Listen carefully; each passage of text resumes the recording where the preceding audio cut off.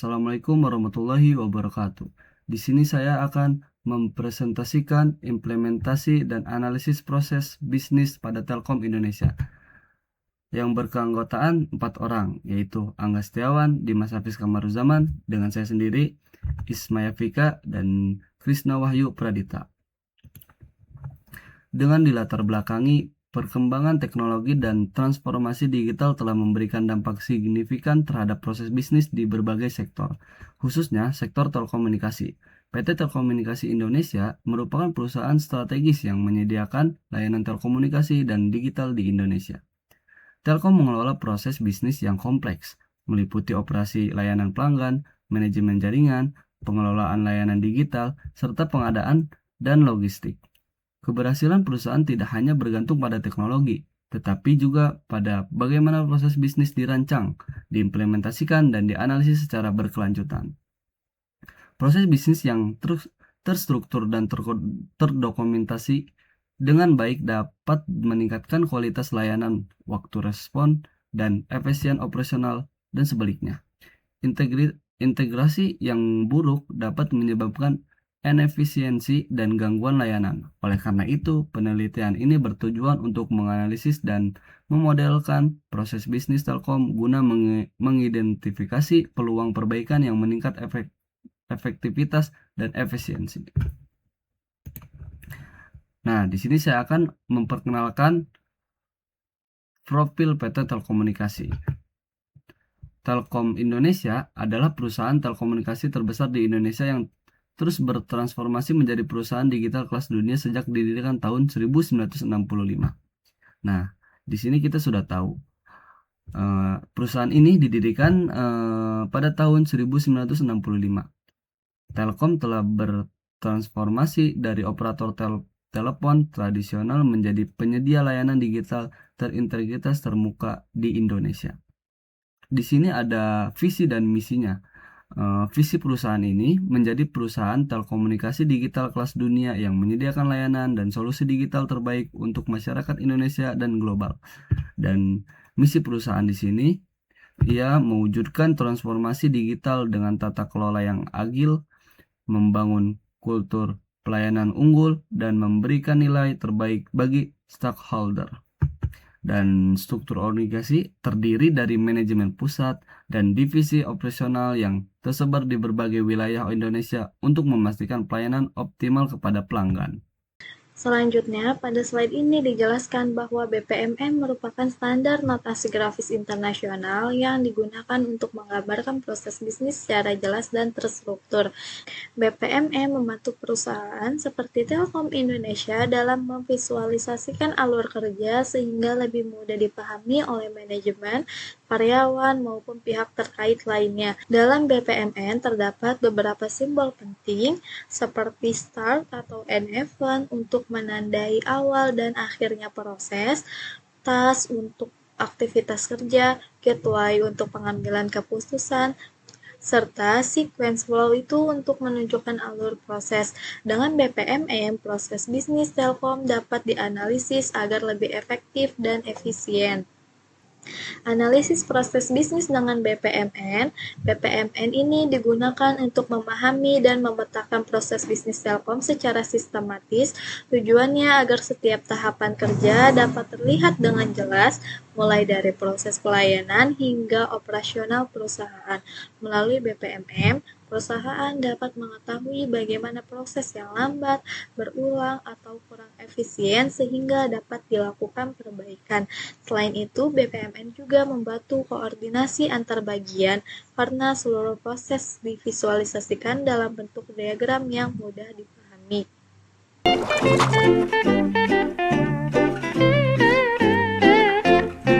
Pada slide ini dijelaskan 3 proses bisnis utama Telkom. Yang pertama ada registrasi pelanggan baru. Proses mendaftarkan pelanggan baru meliputi verifikasi data identitas, survei lokasi untuk kelayakan jaringan, dan aktivasi layanan setelah semua persyaratan terpenuhi.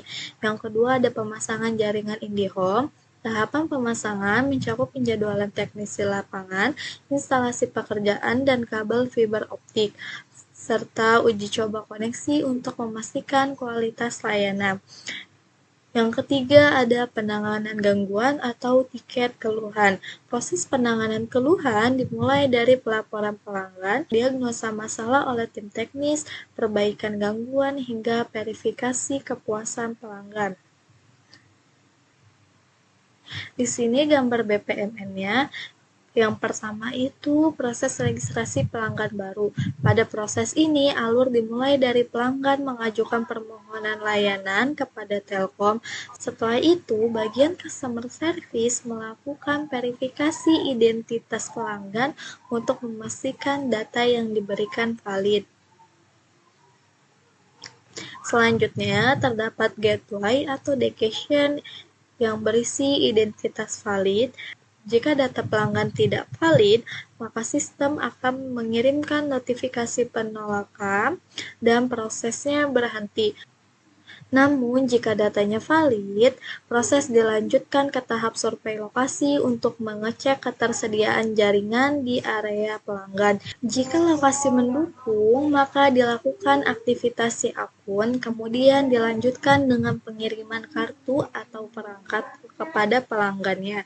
Setelah pelanggan menerima dan layanan berhasil digunakan, dilakukanlah konfirmasi aktif dan prosesnya berakhir.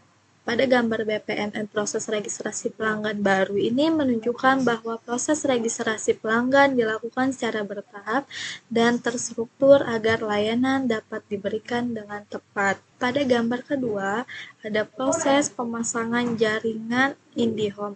Proses dimulai ketika pelanggan melakukan pemasangan layanan IndiHome. Setelah itu melakukan penjadwalan teknisi untuk menentukan waktu instalasi. Kemudian, teknisi melakukan survei lokasi guna memastikan kondisi lapangan dan kesiapan jaringan. Setelah surveinya selesai, teknisi melakukan instalasi perangkat berupa ONT atau router di lokasi pelanggan. Tahap berikutnya adalah uji coba koneksi untuk memastikan internet berjalan dengan baik. Pada bagian ini terdapat gateway koneksi berhasil. Jika koneksi belum berhasil atau terdapat gangguan, maka proses kembali lagi ke tahapan instalasi perangkat hingga jaringannya normal. Jika koneksinya berhasil, dilakukan serah terima kepada pelanggan dan prosesnya selesai. Jadi, pada gambar kedua ini, diagram menjelaskan bahwa pemasangan jaringan membutuhkan koordinasi antara sistem dan teknisi agar kualitas layanannya tetap terjamin. Selanjutnya, pada gambar ketiga ada proses penanganan gangguan atau tiket keluhan. Proses dimulai saat pelanggan melaporkan gangguan layanan, sistem kemudian mencatat tiket keluhan agar laporan dapat diproses dan dipantau. Setelah itu, dilakukan diagnosa awal secara otomatis atau manual untuk mengetahui sumber masalahnya. Selanjutnya terdapat gateway perlu teknisi. Jika gangguan ringan dan tidak memerlukan teknisi, masalah dapat langsung ditangani oleh sistem. Namun, jika memerlukan teknisi, maka dilakukan dispatch teknisi ke lokasi pelanggan. Teknisi kemudian melakukan perbaikan kepada gangguan yang terjadi. Setelah perbaikan selesai, dilakukanlah verifikasi oleh pelanggan untuk memastikan layanan sudah kembali normal atau belum. Jika pelanggan belum puas atau masih ada gangguan, maka kembali lagi ke perbaikan. Jadi, pada gambar BPMN yang ketiga ini menunjukkan bagaimana Telkom menangani keluhan pelanggan secara sistematis agar masalah dapat diselesaikan dengan cepat dan terkontrol.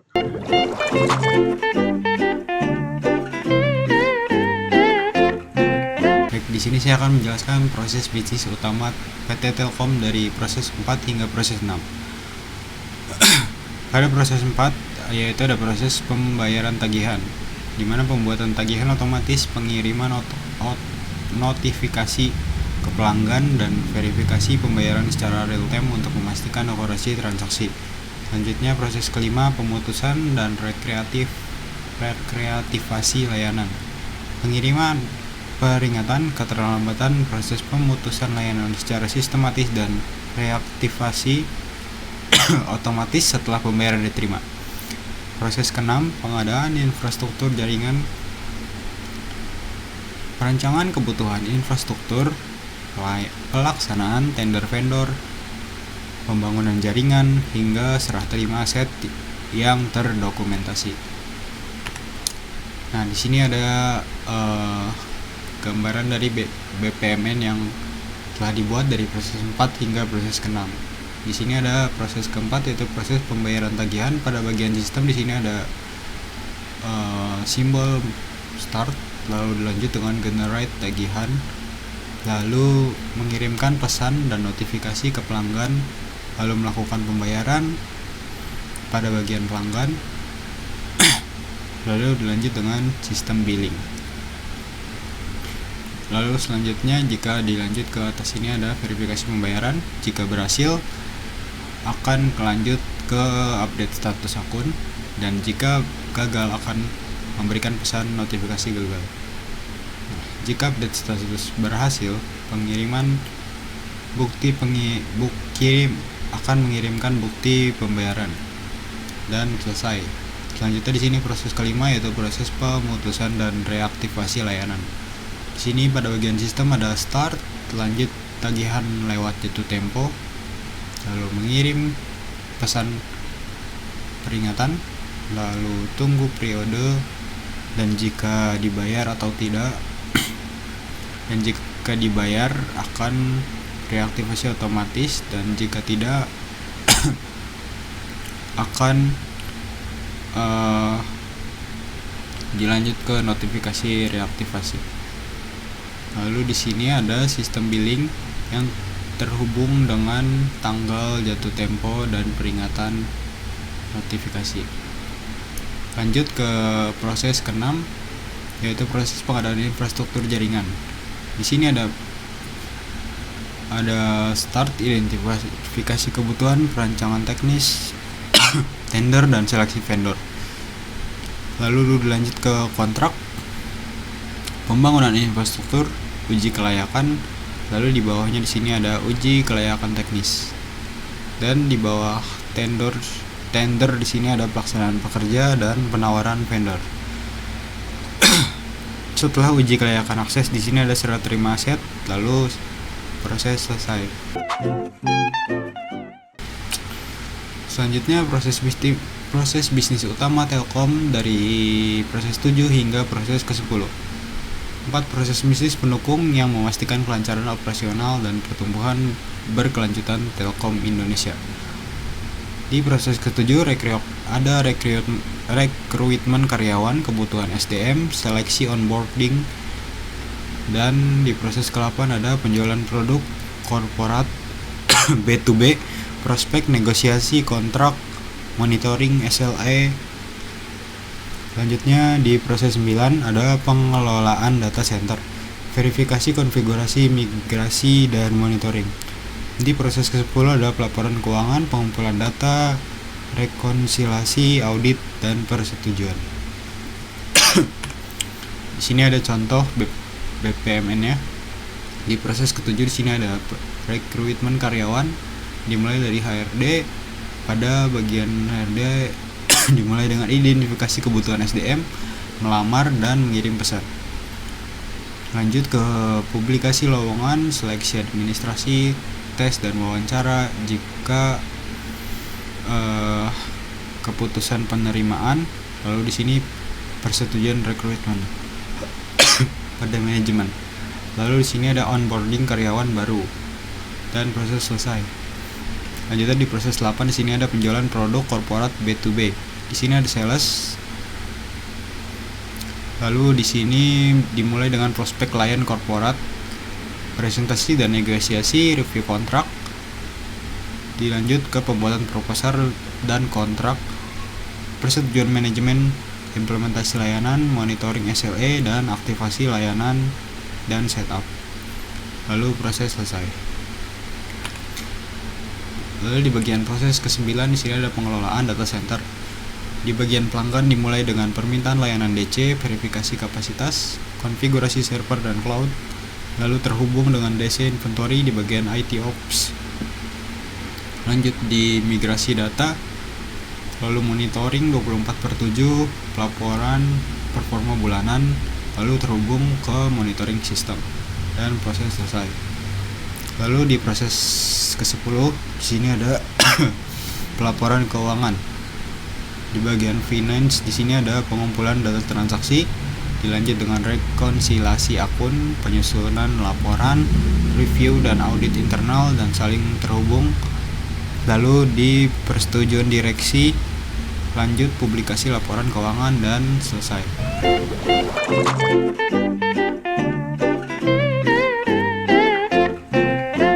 Di sini saya akan menjelaskan di bagian justifikasi biaya dan kinerja keuangan 2025 di PT Telkom Indonesia. Nah, di sini tuh ada total pendapatan dan EBITDA, terus ada aset dan liabilitas perusahaan, terus ada rasio profitabilitas, ROA dan ROE, terus ada margin usaha dan efisiensi operasional. Nah, di sini total pendapatannya itu sampai 148,742 miliar rupiah dengan EBITDA mencapai 72.240 miliar rupiah. Terus laba bersih per sahamnya itu tercatat 178,83 rupiah. Ini dalam miliar ya dicatatnya. Terus total asetnya itu perusahaan sebesar 287,759 miliar rupiah dengan liabilitasnya sebesar 137,222 miliar rupiah. Terus rasio kinerja menunjukkan performa solid, ROA-nya itu ada di 8,6% dan ROE-nya itu ada di 18,2%.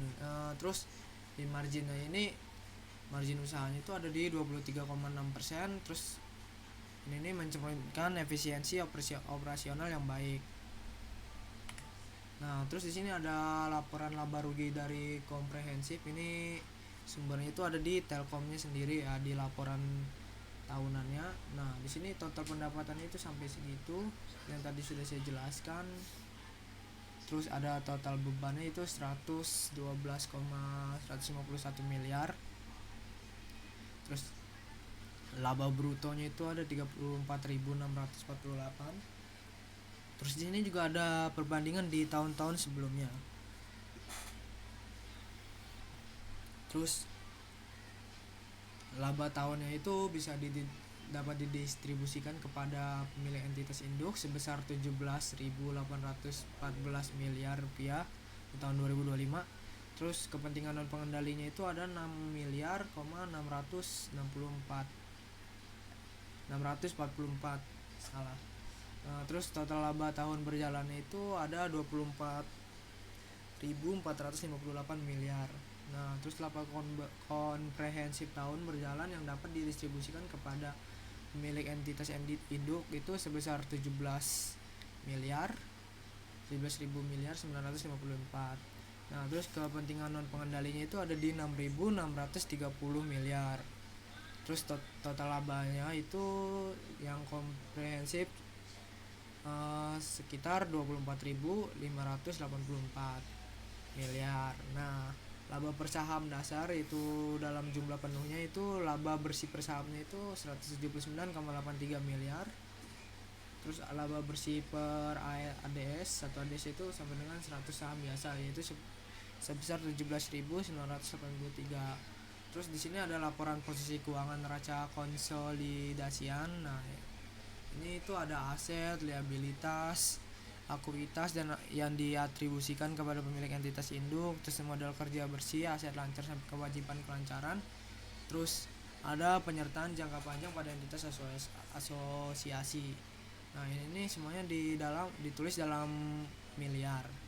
Yang pertama, aset itu ada di 287.759 miliar. Terus liabilitas itu ada di 137.222 miliar. Terus akuitas yang diatribusikan kepada pemilik entitas induk ada 130.685 miliar. Terus kerja bersih dari aset lancar sampai kewajiban lancar itu ada di 12.182 miliar. Nah, penyertaan jangka panjang pada entitas asosiasi itu ada di 106 miliar. Terus di sini pengeluaran modalnya itu ada di 24.557 miliar. Nah, di sini sebentar. Di rasio keuangan dan konsolidasian itu ada rasio laba rugi terhadap aset ROA, rasio laba rugi terhadap ekuitas seperti EOE, terus rasio laba rugi terhadap pendapatan, margin usahanya itu ini ditulis dalam satuannya persen dan lain-lain ya. Nah, di sini tertulis untuk rasio laba rugi ROA itu 8,5, ROE-nya 16,2, terus di rasio margin usahanya itu ada di 23,6, rasio lancarnya itu ada di 83,5. Di sini berarti terbilang sukses. Rasio liabilitas terhadap ekuitas itu 91,2%. Nah, terus rasio liabilitas terhadap aset itu 47,7%. Terus rasio utang terhadap ekuitas itu ada 0,5. Terus rasio utang terhadap EBITDA itu ada 1,0. Terus rasio EBITDA terhadap beban bunganya itu ada di 13,9. Nah, ini tuh merupakan justifikasi biaya. Terus di efisiensi waktu, sini dalam menghadapi tantangan operasional yang kompleks, efisiensi waktu juga menjadi kunci keberhasilan dari proses bisnis si Telkom ini sendiri. Nah, yang pertama itu diperlukan pendekatan sistematis untuk mengidentifikasi kendala dan mengimplementasikan solusi yang tepat. Usulan perbaikan itu di ini itu penyederhanaan proses berulang, terus ada di standarisasi prosedur operasionalnya dan implementasi sistem informasi real time untuk monitoring dan koordinasi yang lebih baik di antar bagian. Terus di bagian dampak yang saya harapkan itu respon layanannya itu lebih cepat ya, yang pasti cycle time keluhan lebih singkat dan kapasitas layanan meningkat tanpa penambahan signifikan sumber daya operasional. Terus di kendala persetujuan manualnya itu proses persetujuan yang masih bergantung pada prosedur manual menyebabkan bottleneck dalam alur kerja. Terus ada dokumen yang harus melalui beberapa tahap verifikasi fisik yang memakan waktu lumayan lama dan rentan terhadap kesalahan manusia serta keterlambatan.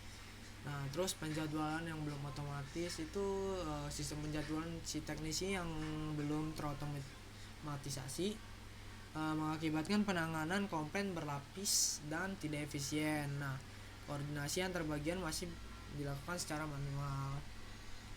A few moments later. Nah, jadi kesimpulannya proses bisnis Telkom cukup terstruktur, namun masih ada proses yang berulang dan koordinasi yang kurang optimal. Nah, di sini nih masih ketergantungan pada prosedur manual yang perlu dikurangi untuk meningkatkan efisiensi biaya dan waktu operasional. Gitu. Oke, sekian dari saya, kurang lebih mohon maaf. Wassalamualaikum warahmatullahi wabarakatuh. Oh, di sini juga ada saran. Ini tambahan, yaitu ada temuan utama proses bisnis Telkom cukup terstruktur, namun masih terdapat proses berulang dan koordinasi antar bagian yang kurang optimal. Terus rekomendasi perbaikannya itu ada penyederhanaan proses berulang dan integrasi sistem informasi antar bagian untuk meningkatkan efisiensi operasional dan mengurangi redundansi. Terus di area pengembangan, ketergantungan pada prosedur manual harus dikurangi untuk efisiensi biaya dan waktu melalui otomatisasi sistem. Terus di langkah selanjutnya itu evaluasi si proses secara berkala dan penelitian mendalam pada divisi spesifik untuk menganalisis lebih detail dan perbaikan berkelanjutan. Oke, segitu saja, terima kasih. Jika ada salah kata mohon dimaafkan, kurang lebihnya mohon maaf. Wabillahi taufiq wal hidayah. Wassalamualaikum warahmatullahi wabarakatuh.